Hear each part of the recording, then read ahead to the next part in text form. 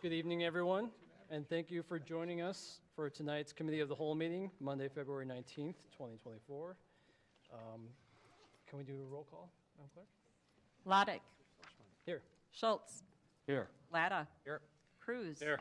Hawbaker. Here. Ganfield. Here. Chrisman. Here. Dunn. Here. All right, thank you, Madam Clerk. Everyone's present. And then we will move to Railroad Crossing Elimination Grant Application 2024. I believe we have a staff presentation. Thank you, Chris. Good evening, council members, mayor. Pleasure to be with you. So for a second time, we're looking to apply for the Railroad Crossing Elimination Grant. This grant opportunity was originally brought to our attention by the Iowa Northern Railway Company, which services and maintains the rail spur that goes through downtown, connecting to and terminating at the rail yard adjacent to CFU. So just for a quick overview of the grant program, it is a federal grant administered by the Federal Railroad Administration, or the FRA. It is a 5-year program that came out of the Infrastructure and Investment Jobs Act of 2021 and makes available $573 million annually to cover 80% of the cost of railroad crossing elimination projects across the country. Our first try at this last year was not chosen for funding, largely due to being a very competitive grant program. However, we actually received mostly positive feedback from that application, primarily encouraging us to apply again. So what is the project we're proposing? You can see up on the screen that we propose to remove rail that goes through our downtown from just north of 1st Street down to where it stops just south of Highway 58. This effectively eliminates 24 crossings in and around downtown. This project will also include the purchase of lands owned and maintained by Iowa Northern Railway Company, on which this rail spur sits. Restoration of our streets and adjacent features in our right-of-way. 5th Street is a big one there. The closure of an opening in our flood wall at 7th and Grove. And we propose to repurpose the rail bridge over Dryden Creek to provide a trail connection between Pfeiffer Springs Park and Washington Park. Now I'll give a quick overview of the benefits to the city and the community of these items. So, public safety is a huge one. Eliminating crossings eliminates a myriad of dangerous situations, not the least of which is the actual operation of a train along there. Mr.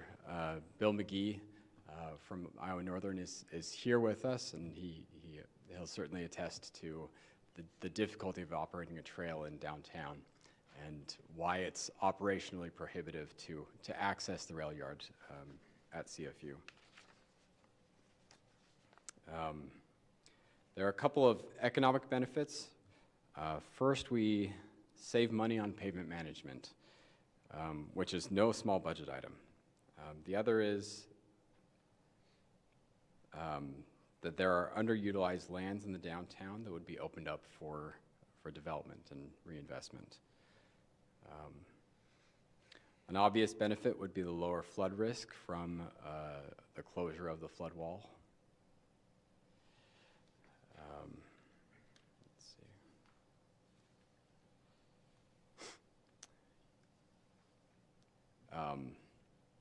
I should mention we currently use a makeshift closure for that flood wall in flood events, which carries a greater risk of failure.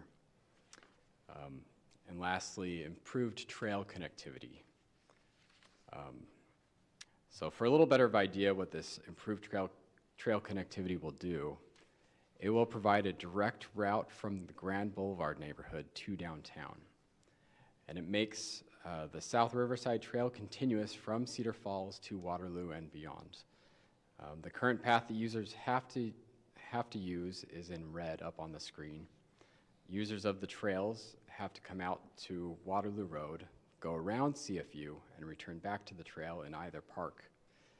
But if we build the trail marked in yellow, this route will do wonderful things for our trail connectivity. Some here will recall this was a fairly big selling point in our last review of this project. Despite the aforementioned benefits, it is important to consider why eliminating the CFU spur makes sense. The primary purpose of the spur was to receive coal, which is now federally restricted to no more than 10% of annual energy output.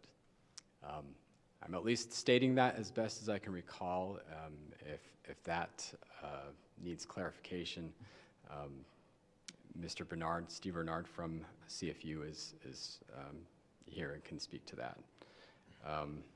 Their last shipment was received in 2010. And CFU, as of the last discussion on this, has enough coal stocked up to last up to 2 decades, given the rate of allowable usage. There are also less intrusive methods of arranging for reception of coal at CFU through last mile service from a nearby rail yard. For instance, coal can be trucked in from a rail yard as close as Waterloo.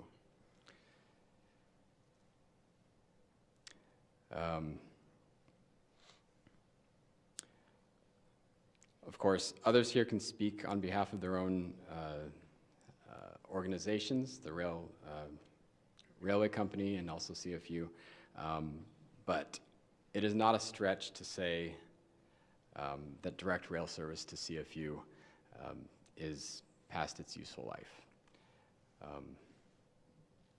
So let's talk the numbers. The total project cost with our current estimates comes to approximately $13 million. And up on the screen is a simple show of the city's out-of-pocket cost. Given the cost share with Iowa Northern, we're looking at a cost to the city of $1.3 million. As far as quantifiable benefit, we're getting nearly $8 million worth. Again, that is just the quantifiable benefit and is not all-inclusive of the other benefits that I had mentioned before.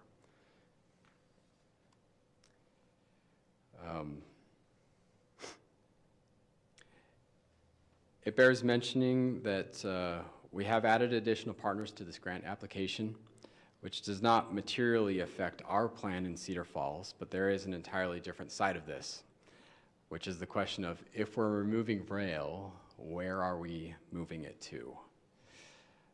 And this is an important thing for the Federal Rail Administration. They like for that inventory not to go away, per se. So this was only loosely defined in our last application. And we have been in discussions with officials from Butler County and the city of Shell Rock about rail being moved up there and eliminating at least 4 crossings in their locale.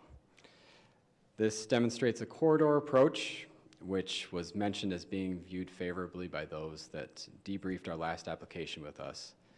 This brings the total number of crossings proposed to be eliminated to 28.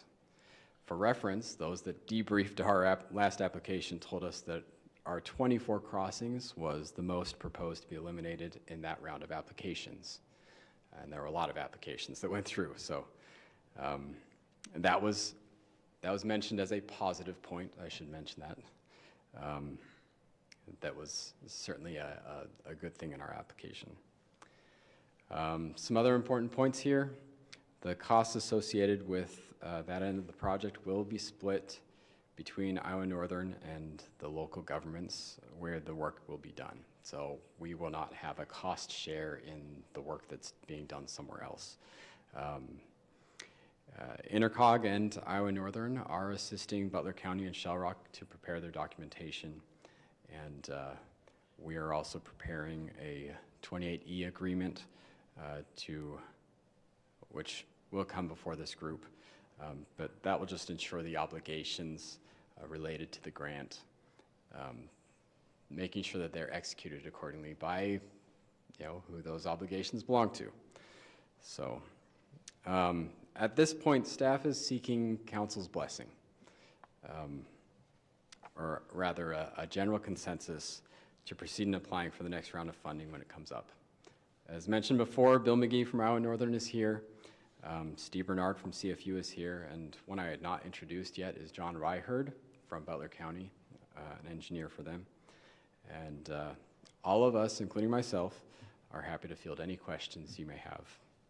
So I'll give the time back to you. Thank you, Chris. And open it up to council comments. Bill? I wish this would have happened last year. It's a great project, I think, with the bridge getting the connection for the bike trail, the elimination of the crossings, utilization of the track that we can get up to Butler County. It's, yeah, there's some effort, and it's not without free, but I'm real hopeful that this round and our association now with Butler County and Shell Rock will help bolster this, and I'm in for whatever you need us to do. I think this is a great project. I am looking forward to Steve Bedard presenting this next year, right, Steve? Probably not. Oh, okay, maybe not, but I just wanted to show my support and say that this is just such a win-win here. Indeed. Councilmember Cruz? Thank you. In the process of applying, do you do, or do they evaluate this under a point system possibly? Like, to me, a big component is the flood prevention, closing the wall. I mean, that seems huge to me, as much if, or maybe more than the crossings. How much can you emphasize that, or is that even a component? Is that a side note for us? Do you have any idea? Good question. So they didn't share any kind of point system. They do like quantifiable benefits as far as the safety of it and that kind of thing, and that's kind of what we're trying to put together this time around, talk a little bit more about the safety aspects of it.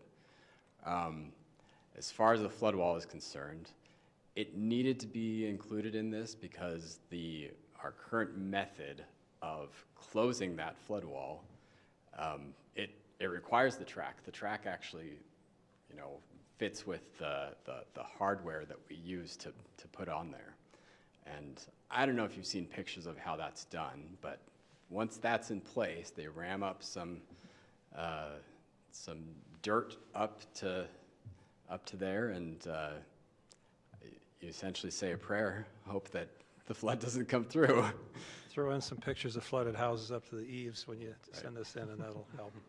So, And just to piggyback well off, and correct me if I'm wrong on this, you're always welcome to yell at me if I say something wrong. Sounds like since a lot of the point of the grant is safety, right? We have a ton of crossings, we just don't have much actual train traffic on there, so they saw, well, we have the crossings, we just don't really have the safety issue as much because we don't have the train active traffic there. But that was, I think, part of the regionalization was to make us a little more competitive with that. yes, indeed. Mr. Mayor. Councilmember? Mr. Seavey, I just wanted to double check, and perhaps it might be a question for Mr. Bernard, but I think last time we talked about this, there was a minor bit of hesitancy in regards to taking the rail out. Once you've done that, you can't put it back in. The cost of getting coal in here today, correct me if I'm wrong here, it's a 100-car minimum. Can you speak, is there a cost equivalence to getting it trucked in the quantities that we might need in 20 years? I mean, we're not shooting ourselves in the foot in regard to cost there. Do you want to take that question? Yeah. Good evening, everyone. Good question. We did talk about this a year and a half or so ago, understandably, and appreciate the fact that council is concerned about the impact on CFU. You're right. The railroad's requirements now are a minimum of 100-car trains, which would be the equivalent of about 10,000 tons of coal. We haven't shipped any in by rail since 2010. We did get a small shipment in back in 2013 for some testing. And we're actually looking to get another shipment in to replenish some of our stock and for more testing of about 2,500 tons. So a fourth of what a rail car delivery would be, we plan to get in sometime in the next year or so. But don't anticipate any long-term needs for anything of that magnitude at all. We looked at the cost at that time in terms of the longevity of that, and it was basically an immaterial impact on our rates over the long haul of the cost of bringing in by truck versus rail. And in fact, the coal that we're going to be purchasing next is from a mine where there is no rail access, so trucking is really the only option for that coal that we're looking to have delivered next anyway. That answer? Thank you. Follow-up for Mr. Bernard, if I may. Councilmember Cruz.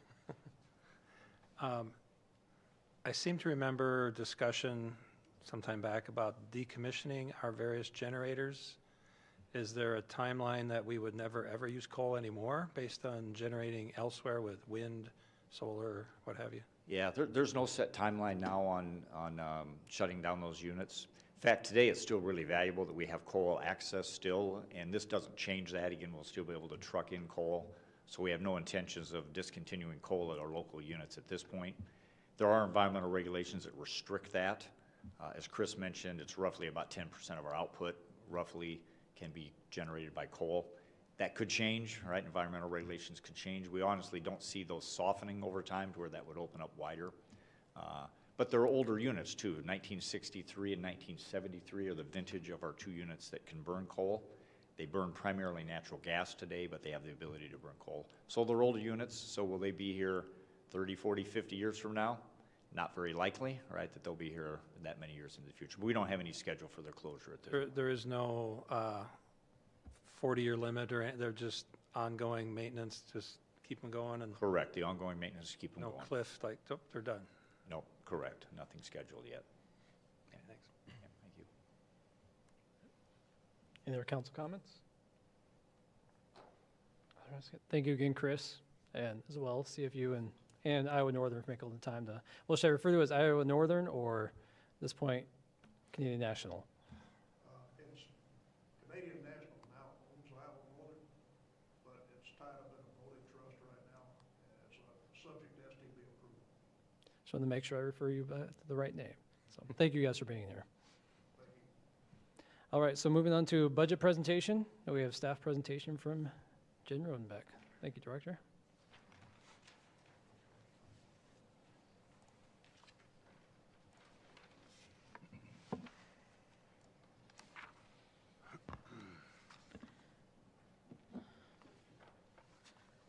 Okay. So here tonight to give kind of maybe the first presentation for the FY25 budget. As we'll see moving forward, we're going to have lots of chances to talk about the budget, so tonight's really kind of the first one. But as we all know, the budget can kind of be a long process, so just wanted to kind of say where we've been so far up to this point. So in October and November, we did have departments submit their budget requests to Finance. November, December, City Council holds goal-setting session. We talk kind of about some preliminary budget stuff, just to kind of get, some consensus on where Council's thinking about things, whether it's about our debt, reserves, CIP, TIF, just like to go through a lot of that at goal setting. In December, as you all know, we had to certify our TIF to the county. And then December, January is when we reviewed and approved the CIP, so we got that done.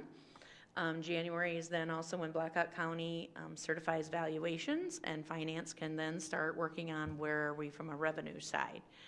In February, City Council holds a budget meeting tonight to set the proposed levy rate and the date of the special budget hearing. And these are all new requirements under House File 718, and in a few slides I'll kind of give a little background since I'm going to be referring to House File 718 frequently. And then in March, the county sends a letter to all taxpayers which includes the maximum total rate and the date of that special hearing. And this is new. The letters are brand new, and that's all a new requirement under House File 718. And then in April, the council will need to hold two public hearings, a public hearing on the rate, which is that special, has to be a special time from a council meeting. That's the date that's included in the letter. And then you'll have to have another meeting to actually formally approve the budget. So right now, we're planning on doing those two meetings in April. And then by April 30th is when we have to certify our budget to the county and the state. I think with any budget, there's always challenges. This list was probably pretty similar to the list you would have seen last year. And we'll talk about many of these things in detail as I go through my presentation, but one of them is that we're going to continue to lose backfill funds to the general fund. We know employee pay and benefit costs are continuing, going to be something we're going to have to look at. We know rollback and tax burden shifts going to continue. And just, we all know, capital costs, operating costs, we just all have seen some of those increased costs. Last year, we spent a lot of time talking about consolidated dispatch, how that really increased for our FY24 budget. And then, you know, our biggest challenge this year was about House File 718 and the consolidated levy. So just really to talk about House File 718, so it was passed late in the 2023 legislative session and signed by Governor Reynolds, and it is taking immediate impact right away to our FY25 budget. And there's a bunch of different components of the bill, and it impacts all cities and really all government entities. It's going to affect schools, counties, all of those. So what really was the big thing out of the bill was that certain levies would be eliminated by FY29.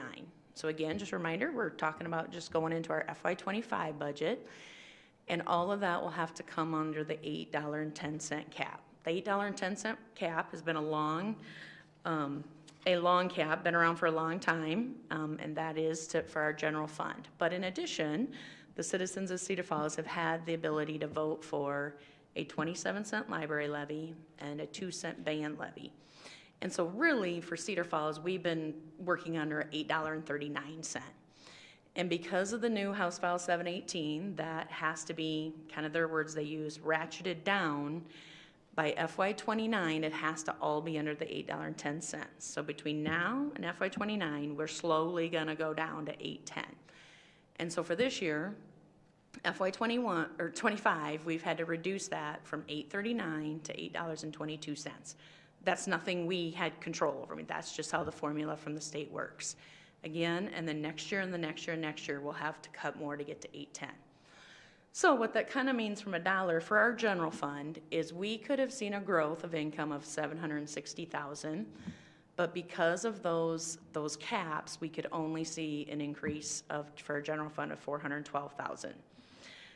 Also, you know, we talk about the library and the band, and I think what we like to make sure people understand is it doesn't just affect those two. When you take, I kind of showed in the next thing, you know, when you take a piece of pie and you're just having to bring more pieces in there, the pie doesn't get bigger, it's just something else has to shrink. So that's why we've been having meetings with departments, kind of letting them know this isn't just about library. This could have an effect on everybody. And why I wanted to show this chart is really about that bottom half, kind of the pink, the blue, the orange. I mean, you can see about 73% of our general fund is fire, police, library, and parks. So when you talk about things that would have an impact, those are really your big pieces of the pie. Just other effects that House File 718 had was they did expand some credits for homestead and military credits. And so that also limited our revenue by $200,000. They did move the deadline back to April 30th. However, they created this new requirement that a mailing has to go out to every property owner by March 20th. So really, we didn't really gain a whole lot of time because we have to have things, and then we have to have things to the county for that letter by March 5th. So in some ways, we have to have a bulk of our budget process done by March 5th, but then we will be back in April kind of doing the actual formal hearings. One of the things we're worried about with the letter, I think we all understand that the letter was, you know, a great idea and concept from taxpayers understanding what their taxes are going to do for the next year. I think the problem is the way the standard letter works, I think it might end up adding more confusion to people when they get the letter, or it's really not going to show the true impact to someone's house individually, because the letter isn't individualized. It's just a standard letter that goes to everybody. So again, in first year, so we know we're probably going to get a lot of questions about that, and probably you guys will too. Just wanted to also take a time to just kind of remind everyone how your property tax bill works. So you've seen me give this frequently, that there's really three pieces to what you pay for taxes. There's the valuations, the rollback, and then the tax rate. And so the first piece, valuations, and tax rate is really the only thing that you as a council have control over. So valuations. So those are set by the county. So again, city doesn't have control over those.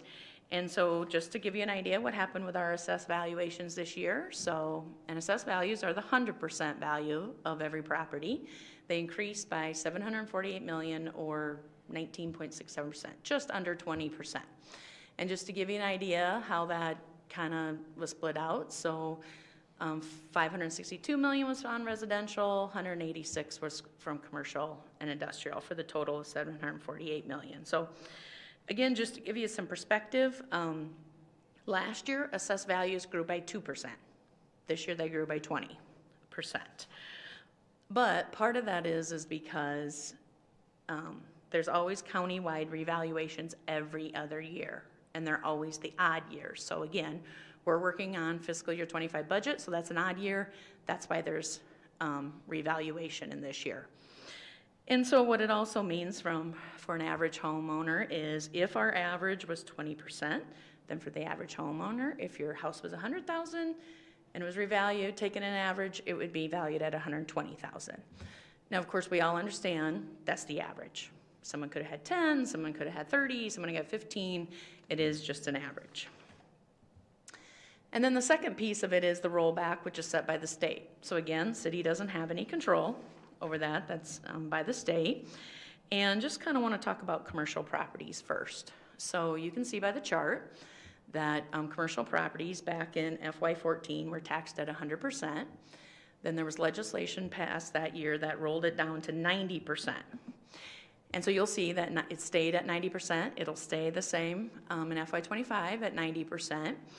But what the state did at the time was say that they're going to backfill to cities that amount lost by it going from 100% to 90%.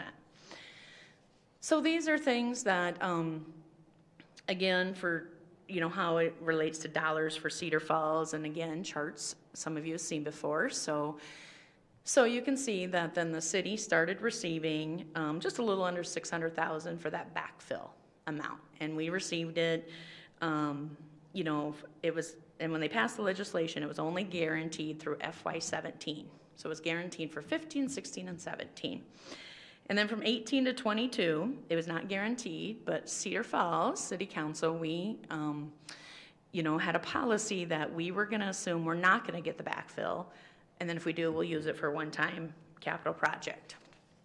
Then starting, what I was just saying. So then starting in 22, the state decided they're going to do an 8-year phase out of the backfill.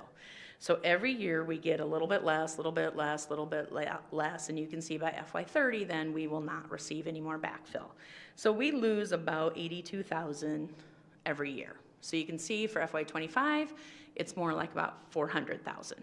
So the same thing, policy of budgeting for it or using it for a one-time capital project cost. So we have it budgeted in as revenue now because we know we're going to get it. It's just phased out, but then we have the offsetting amount for the capital amount. The other thing that relates to commercial property taxes is a year ago in the 2023 legislation, they also passed the property tax or the business tax credit. And what that did is for every commercial property, the first 150,000 is now taxed like residential. So, and then the same thing, the state says they're gonna backfill that amount of loss. So it's almost like they call it backfill 2.0 right now. It's like the second backfill. Now, for Cedar Falls, that's about 330,000. So this will be the second year we would assume we're gonna get that. Now, I think one of the things I think last year it was new, saw it again this year, that I think for council moving forward is probably that policy of, are we gonna continue to assume we're gonna keep getting the 300,000, or do we assume, like the first backfill, it's gonna go away and the state's not gonna fund it? So I think that's also for future policy decision about how do we wanna do that. Now moving on to residential, which is probably the real story for tonight. As this chart shows, the rollback for FY25 residential is going to go down from 54.65 to 46.34. And you can see by the chart that 54%. It kind of was right around there, a little bit up, a little bit down, and then you see the dramatic decrease for this year. This, by the way, is the largest change in the rollback in 1 year since 1979. I don't know if you happen to read that in your Cityscape magazine, but it shows right in there. It's the biggest change, 1 year change that we've ever seen. And then, you know, the problem is that when residential rollback goes down, then tax burden shifts to commercial and vice versa. And as you can see for Cedar Falls, why we're always interested in that residential, is Cedar Falls is over 78% residential. So it does have a huge impact on Cedar Falls when we're talking about the residential rollback amount. So getting to what you guys do have control over, and that's the tax rate piece of it. So for FY25, or for FY24, the council set the rate at $11.40. What's in the proposed rate for tonight is $11.93, so an increase of 53 cents. Just to give you an idea how that compares to other cities, if you take the 20 largest cities in Iowa, you can see that Cedar Falls has the 7th to the lowest rate. So you say Dubuque's the lowest at $9.90, Fort Dodge the highest at $20.74. We're sitting there at $11.40. So even with that slight increase in our rate, we'd still be kind of really in that same position, assuming nobody changes their tax rate. We understand everybody would have a little change in their tax rate, but it does give you an idea how Cedar Falls compares to the 20 largest cities in Iowa. So again, what does all this mean for a taxpayer? So just want to look at residential first. So if you just took, what's the rollback? That went down. If you took a rate of $11.40 going up to $11.93, what happens? And you can see in the green there, what that means is that a resident would see 11% decrease in their taxes. And also remember that this is not only residential, but this is multi-residential. You may recall a few years back, multi-residential used to be taxed like commercial, and then legislation passed where it's now taxed like residential. So we tend to not talk about multi-residential anymore because it's just the same as residential now. Now let's switch to commercial. So commercial would show, again, keep in mind that first 150,000 is like residential. So if you took a $500,000 commercial, I'm kind of looking at the left column first, a $500,000 commercial property, the first 150 is taxed with a rollback of 46%, and then the remaining amount is at 90%. So if you take that, take the rate going up from $11.40 to $11.93, you could see that commercial properties would have about a 1% increase. Now, on the right-hand side is an example if you had a $100,000 commercial property. Because, again, the first 150,000 is taxed like residential, so it's going to look the same as residential. It's that same negative 11%, because it's just going to look the same. And why we wanted to talk about that tonight is in these letters that go out, that's what people are going to see. They're going to see that. That's what the letter's going to look like. That $100,000 home, $100,000 commercial. If we stayed with the same rate of $11.93, that's what they would see, is 11% decrease. Now, one of the things I think for us is that we always want to make sure, because I already mentioned it, is, you know, people do have revaluation though. So again, if we took an average of 20%, you can see that factoring that in with the rollback and the rate change, a residential property would have about 6.5% or $40 on a $100,000 home. Have a $300,000 home, $120. You can see for commercial, it's a significant increase, which again kind of illustrates that tax burden shift. When the residential rollback goes way down, and if everything stayed the same, it's obviously got to shift then to commercial. Now, I also want to point out that we're not sitting here tonight that everyone's going to have that because, again, the 20% is an average. Your house might have went down that, might be more than that. So it is hard for us to sit here and say what that's going to be for every single property. Just a few other budget factors, just So, know what else went into it as we were developing the budget is hotel motel tax revenue. I know we had discussion about that last year. So for FY '25, we are budgeting it to be up to what we would kind of consider a normal amount. So we hope to get 1.2 million. I know last year there was discussion about taking excess, doing that to help the budget. I think the problem is always, again, it's one-time monies, and that does have an effect on parks, cultural, tourism, quality of life projects. Because if we decide to use that in the general fund, those are things we were going to use hotel motel to support those activities. So it does have an impact on that. Other thing is CIP. So as you all know, just here in January, approved the CIP. So we took everything in the FY '25 column in the CIP and put it in the budget. However, to get down to the $11.93, we did take some of those projects that were funded by general fund dollars and move them to capital projects to help out the property tax levy. Other things, just again, I know last year's a lot of discussion about dispatch. So for FY '25, just to let everyone know, it went up 90,000 or about 8.7%. So I saw another increase this year. I think when we saw the significant increase last year, I think we want to continue to talk about, can we get to a countywide EMA levy? And I know Mayor's already been having some discussions about that. But unfortunately, we kind of are where we are right now with dispatch. We know there's also been conversations about the housing conversion, the rental conversion program. And so just wanted to kind of show you some stats on that because I know there's been questions. I know Councilperson Gamfield asked about that in our CIP process too. So planning put together some information on that, and you can kind of see it's varied kind of over the years. And actually there's still one project ongoing, so that's why there's 28, we're saying 28 projects.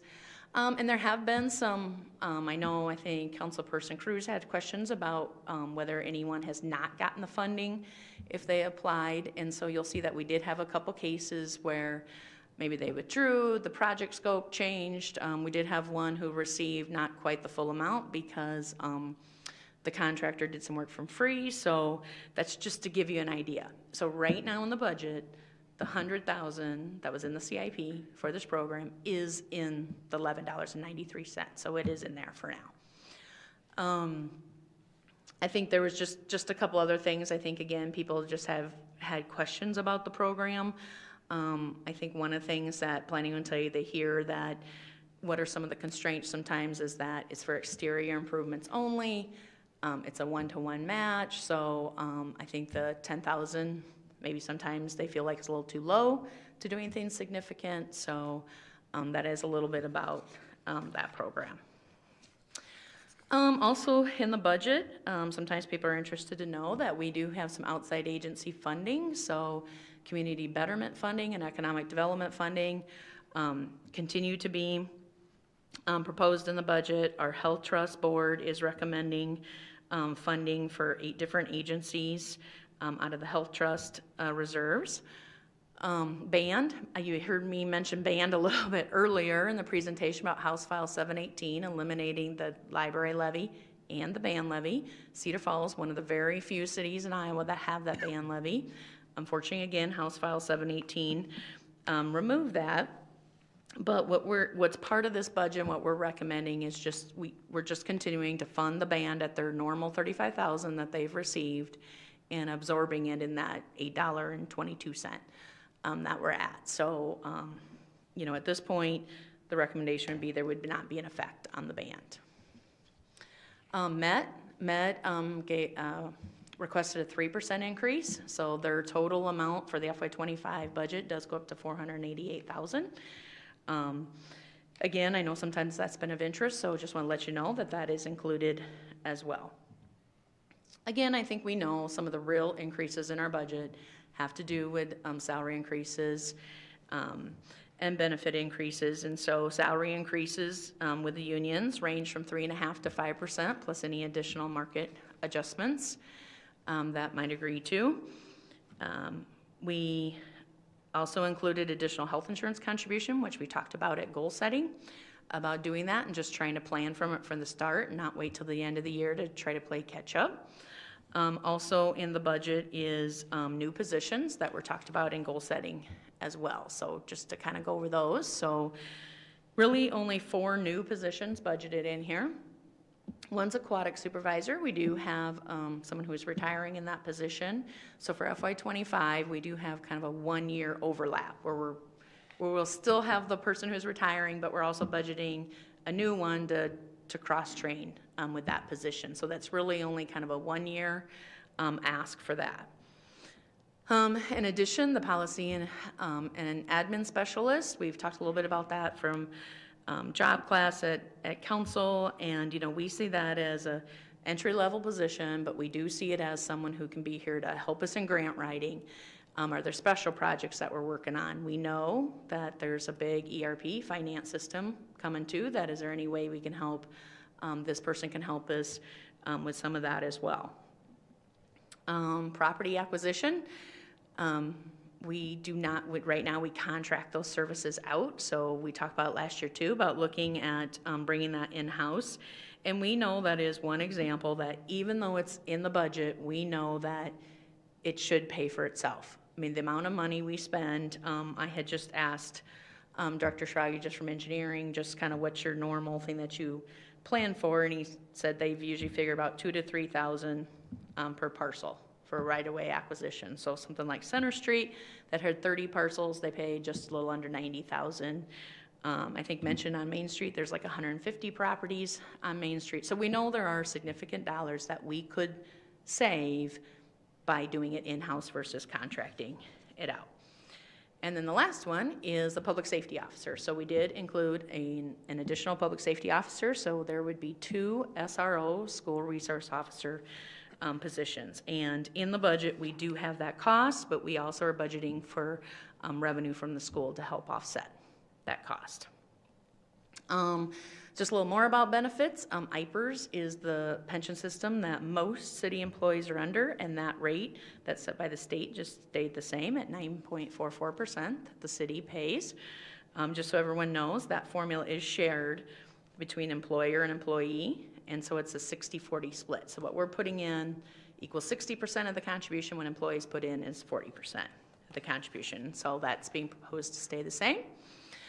411 pension, that is the pension system that all police and fire are under. We're mandated to be under that as one of the top, I think it's 40 cities in Iowa.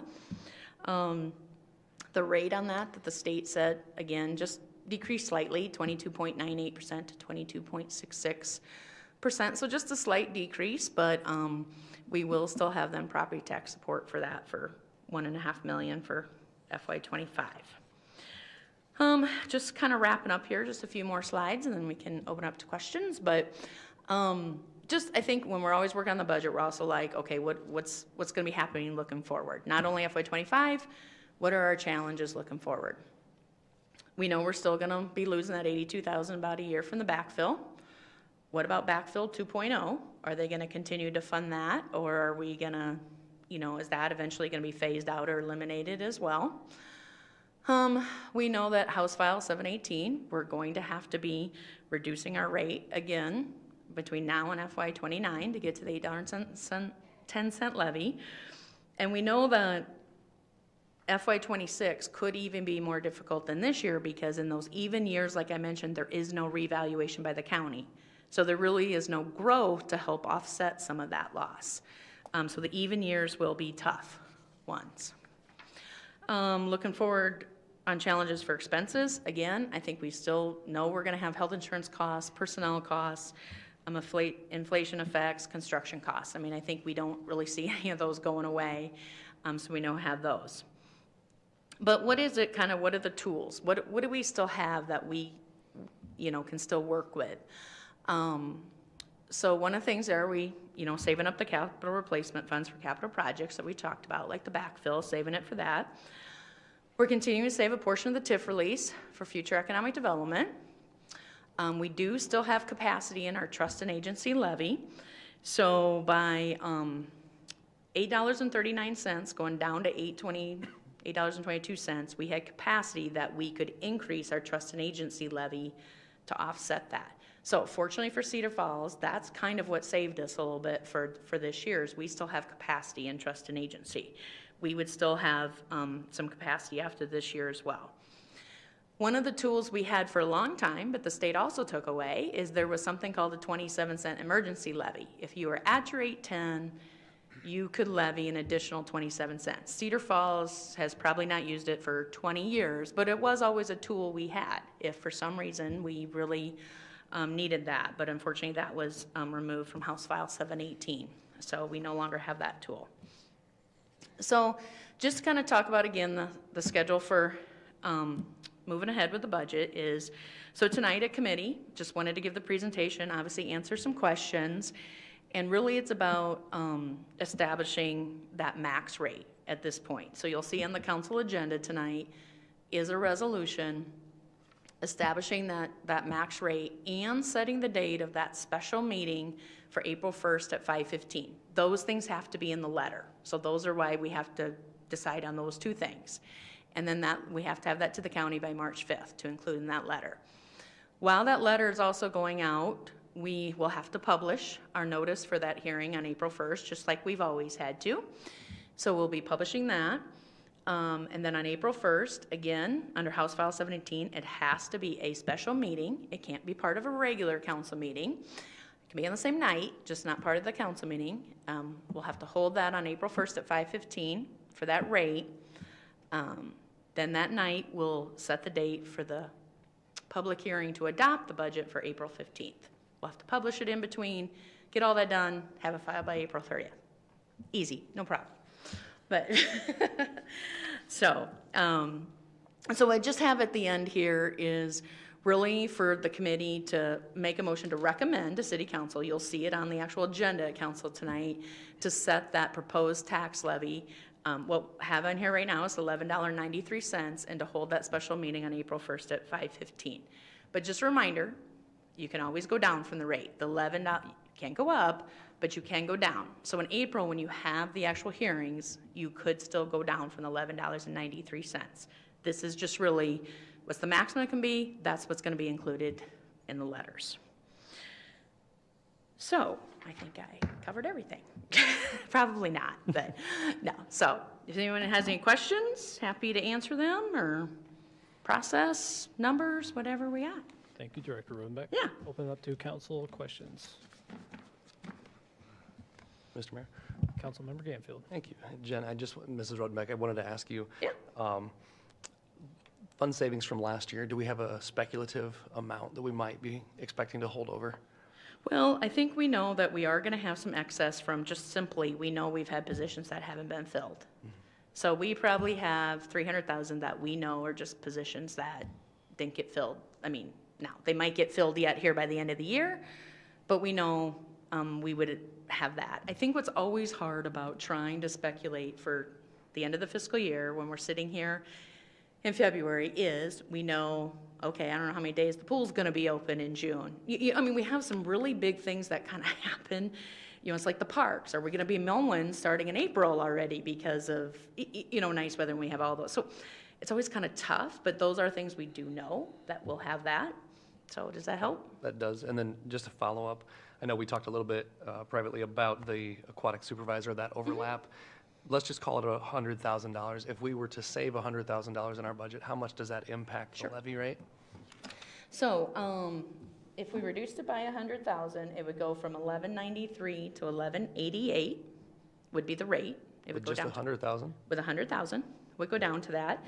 And instead of having that, you know how the negative 11.26 that we said would be in the letter, it would then be 11.61 would be that percentage in the letter. If you took those average 20% valuation, instead of a 6.5%, it'd be just lower 6% for 100,000. But we're looking at roughly 5 cents per Yep. 100K? Yep. In general savings only? Yep. Okay, thank you. Yep. Mr. Mayor. Yes, Councilmember Leather. Jen, can you, and I know this is speculative, when you talked about the likelihood or the potential that backfill 2.0 might ultimately go away, would you anticipate that to look similar in that it would be a gradual phased out approach, or would you think that could just be a next fiscal year Sure. end date? I would guess it's a phase out. I don't, now you have to remember in the first backfill, there was actually some cities it was phased out in 4 years. Ours was phased out in 8. We were the longer, but there was some in 4. So I think that because this is a lower amount, they wouldn't have such a long phase out anymore, I'm guessing. Like, I think they will see that as a shorter phase out. I think they've already said for this year, they already know that fund, they probably won't fully fund it for this year. So we know that already, that they've said that. So now, they haven't said how much they're not gonna fund it. They're just saying it probably won't be fully funded, so, but yeah, I mean, we know that's coming. I mean, I think we all know from state aid, it just happens over and over and over again. It will eventually go away. It's just hard to know when. And if that were to go away next year, the absence of the county revaluation being an even year, we're making a bad situation worse for us? Is that? Right, because that'll be 330,000 we'd have to eliminate out of our budget. I mean, if we do not get that revenue, that's 330,000. So, and again, if we lower our levy, then when they do the calculation next year, I think this is what you're getting at, when they lower that calculation next year from 822 down to whatever, that could also limit us. If we're lowering the levy this year, that's just naturally less growth you're gonna have for next year. Thank you. Is that? It did, thanks. Okay. And just to double check, are we currently budgeting for that as general funds Yep. versus capital projects? As general fund. Yep. So if it goes away, that would have an impact. Councilmember Cruz. Ms. Rodebeck, you made a remark, I've heard it over the years actually, that we're shifting the burden if we reduce our millage rate from residential to commercial. Any millage rate reduction reduces their millage rate as well. Right, what I was talking about was the rollback, not the millage rate. So when residential goes down from 50 to 46, Okay. if everything else was the same. Right. If rates were the same, values were the same, and we had to have the same amount of money, when that goes from 50 to 46, something on the commercial side has to go up. So it kind of shifts it over there. If you were gonna have the same amount of dollars to work with. Okay, I guess I didn't see the number showing commercial going up. It showed the same minus 11 something. Because that's on, if you have a $100,000 commercial property, because the first 150 is taxed Okay. just like residential. Got it. Anything over 150 is gonna be at the 90%. Okay, very good. Last year, we had 6 or 8 cost-saving Yep. items that we did pick apart, and I think we implemented 4 or 5 of them in some fashion. So you're saying which council meeting coming up or committee meeting will we have that opportunity, or do you want to do it now? I mean, if you want to make motions and do that tonight to lower what the max is, you can, before it even goes in the letter. I mean, you can do that on, we can talk about committee and have that as kind of your motion at the end, what you want that to be, and then that's what the resolution would show tonight at council. Or you can leave it as is, and when we have the meetings in April, whether it's April 1st or April 15th, you would still have that option to go down. Can't go up, Right. but you could go down. So either way. And what date's the letter go out now?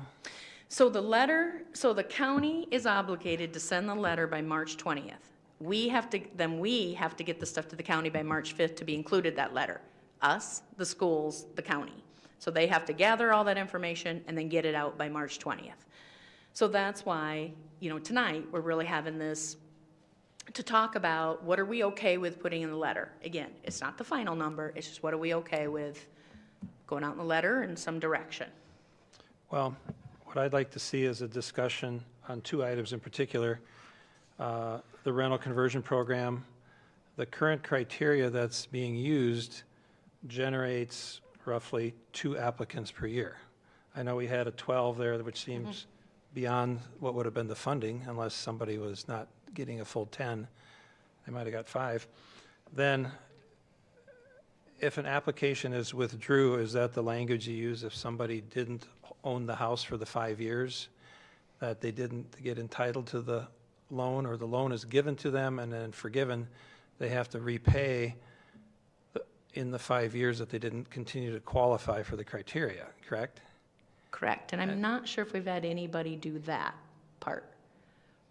No, I think what we put on the slide there is one applicant didn't want to provide a valid ID, and another one withdrew just because they had to change project scope, so I don't know. At the beginning of the process, not Right. during? After they Okay. had approval, yeah. Okay, so then, of these projects funded, none of them violated or didn't follow through, that you're aware of? Well, we had one where we were talking about a payback because they were considering selling the property. I'm not remembering if that actually happened or not. It did, so they did have to pay back some of it.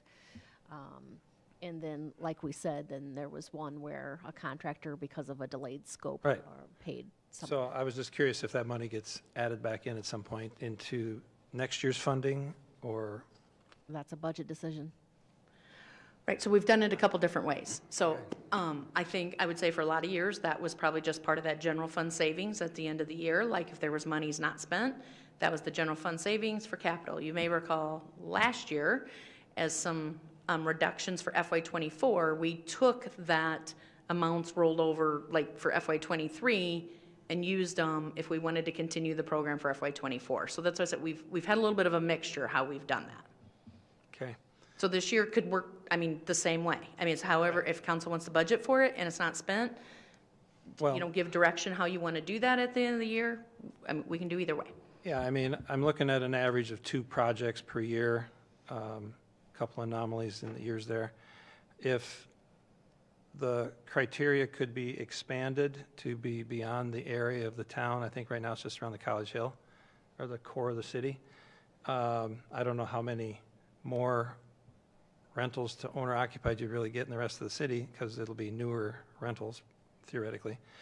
But, or open the program up to be for any property for a facade improvement. And because either we cut it down to maybe, the 20,000 to match the 2 applicants, or 30, and reduce the millage rate, which would make the citizens happy. Or something should be done there. And if we want to do a committee meeting on that, do a referral to talk about options, or maybe a separate program, have 50 for this maximum and 50 for another program, similar to all residential property. And that's an option to look at. So I think a decision tonight would be, do you want to keep the 100,000 in, and just like you said, do you want to have a referral to talk about, Well, leave it in and change that program? I mean, you can reduce it and still change program. I mean, I think there's I would different like options. less than the 100 to put in, because we clearly are not using it. Sure.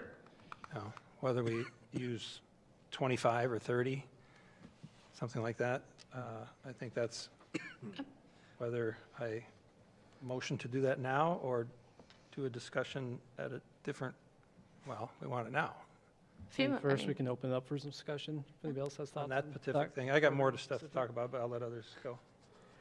Mr. Mayor, if I may, I mean, if we're Councilman Robaker. discussing that, Councilman Cruz, I heard 2 things, which is there's an underutilization of it, and then there's a discussion about how we could maybe increase utilization of it, which to me speaks to the fact that maybe we should keep the program and better equip it so that there are more applicants, and then obviously we can review it every year. And we should, I agree, we should maybe make a determination about how we use leftover funds. I could see it as sort of a rolling fund that we then would fund to 100,000 depending on the use from the year before. So, if we're having the discussion, or a thumbs up and thumbs down on it, I'm in favor of keeping the program. I would agree that? I would agree with that, Aaron. I think that, yeah, keeping the program in, and we have talked about the many ways we want to support housing and diversifying housing, and I think that just plays into that. I don't see a need to remove that funding. I think it would be great to discuss some further details about how we can better utilize the funds for this year. I think there's still potential to use those funds, without having to reduce them and then go back and change the process. Unless anybody else, jump back, Councilmember Cruz. Well, I'm not talking about eliminating the program. I'm thinking we'd come nowhere near utilizing the 100,000, and that raises the millage rate for the citizens. So if we're frugal for our citizens' funds, we should consider lowering the 100 to at least 50. That'd be the very minimum. And that saves us 2.5 cents on the levy. Plus, there's one other thing I'd like to talk about here, and I can jump to that, but if we want to discuss further the rental conversion number, let's finish that first. Yeah. Councilmember Lather, did you have some? I just see Councilmember Dunn's hand up. Oh, Councilmember Dunn. Hi. I appreciate this conversation, and I just wanted to make sure that I let my voice be heard. Can you hear me okay? Yeah, you're good. Okay.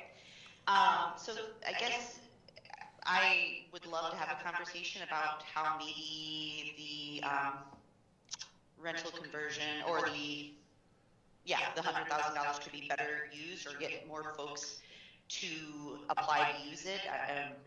But I feel like tonight with the max levy, like Jen has said, or Director Rodenbeck has said a few times, I feel comfortable with what this number is for now. And then as the process plays out, we can get into the discussion of where we possibly want to lower the actual end result, if that makes sense. So I just kind of wanted to put that out because sometimes I feel like it gets a little confusing. I understand that we're obviously getting to the budget is the end result, but tonight the committee meeting's about the max levy, and as this process plays out, we can always have the discussion of how to lower that. But I would just hate to put us in a bad position to where community citizens or folks in our community don't have the opportunity to weigh in, and we've already put the number, lower than what is proposed at this time. And that's it. Thank you, Councilmember Dunn. Mr. Mayor. Yep, Councilmember Gatfield. Thank you. Director Rodenbeck, I want to double check my math on this too. So I'm a fan of round numbers, though they might not be exactly round. But if we were to say tonight, set the max levy at $11.90 and bring that rental conversion down to $40,000, that way it's more than 2.5 cents. It gets you to that 90 cents. I'd kind of like to see a little lower number for our max levy rate that kind of forces us into finding some places to compromise. I'd also like to look at maybe bringing over $200,000 of that potential $300 in fund savings and knock it down to an even $11.80 and see if we can set that as the max levy rate and see where we can make it work. That $200,000 we could bring over as needed, since we can speculate probably $300,000 in savings since we didn't hire those folks. Is that math doable? So I think that's where you said down to 1180, because you're saying the 200,000 be 5 cents times 2 is 10 to get to the 1180. Just to go back And to that way our, we keep the rental conversion, sorry to cut you go off. ahead. We keep the rental conversion and allow us to have that conversation about how to massage it into efficacy. But cutting it entirely, I did have some conversations with some realtors around town and stuff that say our rental market is in good shape. We're not going to endanger them by deconverting some rentals. So I'm okay with keeping it so long as we make it really, really effective. But cutting $60,000 of it, since it's not being used anyway, gives us a better millage rate right up front this year. So those two changes, feasible? Sure. Yeah, I mean, they're feasible. I think it's the council, it's a policy decision really at this point is, again, do you want to lower your max now, just kind of like Councilperson Dunn just talked about, or do you want to leave yourself the opportunity? I think the other thing is always, my worry sometimes is always relying on that general fund savings every year. I just don't want, then what if this next year we don't have any? Or again, that's what's been kind of help funding some projects too. So I think just always relying on that, I think it's the policy decision for tonight. I do want to say it, and correct me, I believe from goal setting, we still did keep with the policy that we want to use the excess funds for capital projects. I know last year we kind of did the same. We used some of that for bringing down the cost, but we did still support that policy in the goal setting to stick with staying to that just from a good practice. So just want to put that out there. For clarification too, from my perspective, it was broad as possible. So it used to be 3 years ago. It had to be earmarked for capital improvement projects. It opened up last time, maybe 2 goal settings ago, but at least last year, to say we can designate it for specific projects. So it let us have a little more latitude last year than what we had before. That's what carried over into goal setting is this policymaking body can say, we want to use it for tax abatement. Okay. Mr. Mayor? Oh, sorry. Well, just one, and it's just to make sure that we know what the repercussions are. So we have several projects in the CIP that have general fund savings that are allocated for those projects. So if we decrease the general fund savings for those, some of those projects are going to get pushed out. Just so everybody's aware that there is a little bit of a repercussion there. Mr. Mayor, and I know that there are a couple Councilmember other Hofbaker. council members that want to talk, but this fits more with what Councilmember Dunn was saying, is that I'm in favor of, it's the for now, that we're keeping the 1193 based on the budget that we have. The reason I'm in favor of keeping it for now is because a lot of what we're talking about, I'd like to have public input, which is why we have those public hearings related to the budget. So if there are strong feelings either way about a particular line item or something like that, then we have the public input. And so I wouldn't be in favor of making those decisions here tonight without having the opportunity to be hearing from the public. Thank you, Councilmember. And so I think for tonight, since we are looking to set the levy, I'm hearing that there's some things we might want to look at and go into more detail on the usage of, like the rental conversion program, which then I can work with staff to kind of look at, do we do that as another work session or as a work session, committee of the whole? But for tonight, then, do we just want to look for consensus on the setting the levy at the 1193, or asking if somebody's wanting to look at an amendment to reduce that? But I think what we have right now is, and are you looking for an action right now from us for? I just had in the screen a motion to recommend to council, because obviously this body can only just recommend to council, but I just thought it'd be easier then when we got to council, we knew kind of what to write in the resolution to know what's voted on at council tonight, so. But yeah, so I thought maybe a motion to recommend to city council, yeah. I'll make that motion. Second. So motion seconded to recommend as brought forward the 1193 as the max levy. Yes, Mr. Mayor. So Mr. Mayor? Yes, Councilmember. I'll take a shot at it. I'd motion Bill. to amend the max levy rate to 1190 and remove the rental conversion to 40 grand instead of 100 grand. I second that. So we have a motion and a second to reduce it to 1190 for the max levy. Yes, Mr. Mayor. And did you have the wording on that? Can you read it back to me what you have? Or are you still waiting for me to keep repeating it? So I think the motion was to amend the motion to go down to 1190 Yep. as the rate. And then what was I the think there second was a part you second by said with it? Darrell. Yeah, could be accomplished by reducing the rental Okay. conversion to 40 grand. Is there discussion at that So any point? discussion for that motion? Mr. Mayor? Councilmember Hofbaker? Thank you. Same concerns. Again, we're talking about a reduction in the budget as we have it laid out. So something has to be cut to get to that number, whether it's the rental conversion policy, it doesn't matter. I think we need to have public input, and that's the reason for the budget hearing. So I would be against the amendment. Mr. Mayor, Yes, Councilmember Lau. I'm not fundamentally opposed to reducing the overall number, but I also don't want us to paint us into a corner. So I think setting at the original rate that Director Rodenbeck has suggested is appropriate to allow for the public comment. I do think Councilmember Cruz's point's well served, that does seem to have been an underutilized program. That said, I guess I would appreciate some more public input before we move further. Mr. Mayor, I want to Councilmember elaborate. Cruz? Any changes that we might do to the rental conversion program wouldn't necessarily be effective for this budget, I'm assuming, because it's a process. We got to have a committee meeting, motions, change ordinance, what have you. So that being what it is. Some other questions I had on leftovers from last year. I think we could Do have you a want point to of order. vote on that Yeah, motion we've got this first? vote on the, Well, that's part of the comment, Okay. and elaborate further.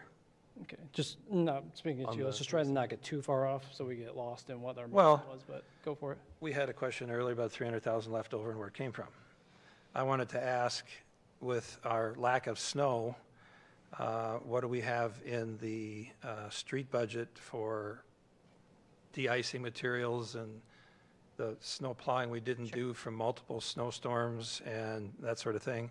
And also, the hotel motel tax was a big item we went into last year, and what was actually generated versus projected, and there was always a surplus left there. So those items, I mean, the public Sure, wants to hear the sure. components of what I'm concerned with, so those are Yeah. things I want to hear from the public and know that I'm looking at the budget in great detail. even yet another item would be the salaries that we have here for the two, I call them the two in the middle, the admin specialist and the property acquisition person. That could be one and the same person, because a few If it's- reasons there. I'm going to call a point of order quick, just because I think these are the types of things we're asking that we will discuss. Right, once we get that's into what I'm it. saying, I want to discuss it. Well, right now, For the we've got public as well. a motion to look at the 1190. Well, the result of what I'm saying could change the 1190 perspective. I do just want to point one thing out about the snow removal, because that might be an easy thing to get taken care of, is, so that is budgeted out of the street budget, which is funded by road use taxes. So additional savings in road use tax cannot go into the general fund to pay for property tax. I mean, that's state code. Road use tax can only be used for limited things, and that's where that's out of. So it doesn't Okay. really help the tax rate for savings in But snow removal. Anything on the CIP that would be funded through that? There wouldn't be, would there then? Well, those would all show the street construction fund. Anything we pay out of street Okay. road use still says street construction wouldn't fund be on it in the CIP. Geo funding. Yeah, so Okay. I thought that might be an easy one yep. to kind of decide on, is the snow removal part. Got it. Mr. Mayor? Yes, Councilmember. I think just a comment on that amendment potential. I take Councilman Hawbaker's point that the public input that needs to be had on that general fund savings or any of those movements, as Administrator Gaines has said too, that takes a little deeper thought. This 3 cents is kind of seen historically that we don't spend it all, so it was an easy way to get to a nice round number. I agree with Councilmember Dunn that this is just setting that top rate where we can come back from. So I guess at this point, I'd kind of say, hey, let's just see if that will work with the majority of council, and if not, we'll go back to the original motion. Mr. Mayor, can I call the question on the amendment? No, we need to vote to call the question. So quick, is that voice vote? Quick voice vote, all in favor to call the question, say aye. Aye. All opposed? No. All right, so call the question passes, so we will now move on to a voice vote to look at, let me get this correct, setting an amended motion for 1190 as the max levy rate. 11, yeah, correct. All right, so all in favor, say aye. Aye. All opposed, say nay. Nay. Nay. You get a count on that? No. So we'll do a quick ayes, raise your hand. And then nays, same sign. So I think we have 5-2, it does not pass. So we're back to the original motion for the 1193. And we have a few items, then if Councilmember Cruz, would you just like to maybe pick one of those? Then we can maybe open it up if anyone to discuss. Well, it seems the flavor of the council is they don't want to debate these items, so I want to do it for the benefit of the public. And the last item I brought up was the two middle salary positions here that I see, if they're going to be full-time, neither one are going to have that much to do, at least what's presented here. I'd like to see a consideration to have one person fill both the property acquisition duties, which will be summer construction or planning for summer construction. And when it's not summer, they can be writing grants, if I want to simplify the whole process. Because I say that because with full-time positions comes health insurance, which is an expensive component of a budget, as well as retirement funding. So they're not small items in a grand scheme of things. So if I can maybe encapsulate, we'll do this discussion on just the positions and thoughts on the added positions we have in there. So, Mr. Mayor, Councilmember Schultz? I would say that we don't have enough information really here to look at a complete job description based on just an overview. We don't have enough information to say, yep, let's just combine those two. I'd say we proceed with the 1193 as Ms. Rodenbeck suggests, and I really appreciate Daryl's digging into this, but I'd rather we have the public input, the letter to go out, and then us to have this conversation at that date, so. I'd like to motion then. Yep. Second. It's already on the I table. think it was Yep, already. we're still motioned, so we can move to, So, quick question, the letter explains what exactly? So in the letter, well, again, it's the first year, so I don't know if I know it all for sure either, but the letter, what it's going to show is for the city, the school, the county, what's the proposed taxes based on a $100,000 home and the rollback and the rate. So that was that for a $100,000 home, and then that would show that 11% decrease. It'll show the same for a 100,000 commercial property, which will also then show the negative 11. So if I go, if Denny can, I was kind of had that. I know I have it in here where I circled it. Who knew I had so much? Page 37. Thank you. Thanks, Aaron. I was gonna just try to go if I could get on the screen. Yeah, man, I talked about a lot. You're almost There we go. Okay. Almost there. Whew. So yes, this is what shows us what that letter's gonna show, is right there. And That's again, the state legislators have said this is the format you're supposed to use. correct. Okay. So every county letter is gonna be the same, but in addition, it'll have the school and the county on it as well. So then a citizens will say, okay, I got a $300,000 house, what have you, okay. Yep. Yep. Because the numbers won't be So the percent. multiplied out for them Right. specific. It's a See, that's what I was generic saying, the number. letter's Okay. not personalized, it's just a standard letter for 100,000. Same with commercial. You know, the commercial's really gonna be misleading because of it being taxed at residential for the first, that 100,000, but if you're, It's the same, to them, or to the numbers will be the same. well, except that if you have a $500,000 commercial like I was showing, the first 150 is residential, but then 350 is at commercial with the 90% rollback. So anything over 150,000 for sure, well, even excluding revaluation, is not going to be a negative 11% for commercial because of the 90% rollback. So again, we expect a lot of questions, and we'll see how that goes. That's why we were trying to tonight. I know for a lot of you, you've heard some of this before, but it was really just trying to also explain to the audience about what's coming and, again, what the letter might have compared to what they might see. All right, so we have a motion and second for setting 1193 as the max levy rate. All in favor? Aye. All opposed? All right, motion passes. Thank you, Director Rodenbeck. Yep.